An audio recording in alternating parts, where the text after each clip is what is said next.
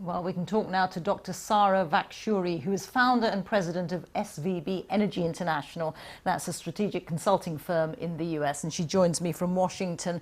Dr. Vakhturi, let's talk about oil prices first. Put this price rise into some sort of context for us. How significant is this, and how worried by it are you? Well, the production cut and suspension from Saudi Arabia is significant. It's one of the most significant production outages that we have in the history of the oil industry. Nevertheless, the market reaction, despite the expectations of many that they were looking to have a hype or shock, it was not shocking and it was very moderate.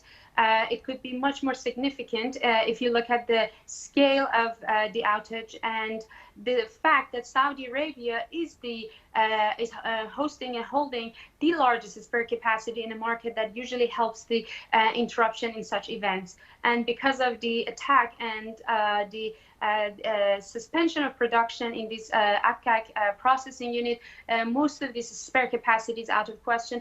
But we see that still the market reacted very moderately. The reason for that is that the market fundamentals are very well balanced at the current moment, and there is enough inventories to supply and cover for the Saudi crude oil output suspension.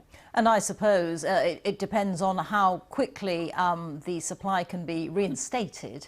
That will be linked to prices coming back down. Of course, obviously. So the major two factors that did drive the prices high today were, one, the uncertainty over the scale of the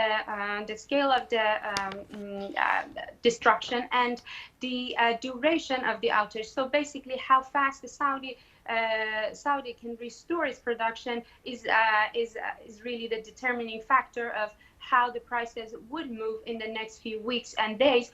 The other issue beside this uncertainty over the duration of the production restoration is the geopolitical risk factor. So the geopolitical risk factor, which started by the time really that US left the JCPOA and implemented new sanctions. That's the Iran nuclear deal, the JCPOA.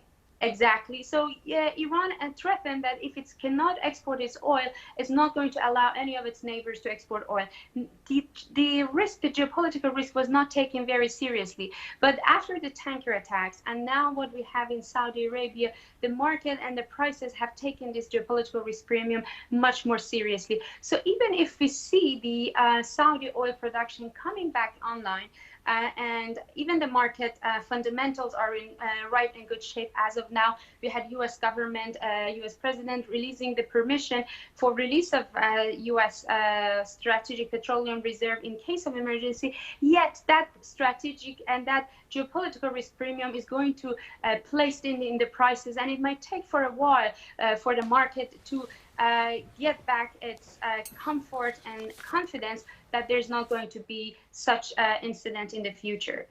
Okay, we're going to have to leave it there. Dr. Sara Vakhturi, thank you so much for talking to us. Thank you.